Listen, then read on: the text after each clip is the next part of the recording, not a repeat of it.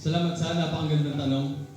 Para sa akin bilang kabataan, ang pinakamabuting madudulot ng pagkakaroon ng crush ay yung pwede mo siyang gawing inspirasyon sa mga iyong ginagawa. Halimbawa na lang sa pagsamba.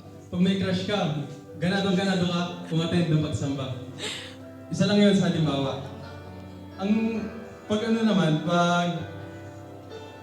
ang mga masasamang madudulot nito ay pag yung mga ginagawa mo na dati ay parang nakafocus ka na lang sa kanya.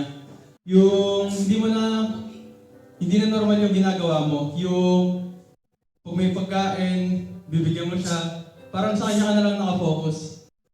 Yun. Tsaka, pwede mo rin ma-overthink yung mga bagay-bagay na akala mo love, yun pala infatuation lang. So, yun lang po. Maraming salamat.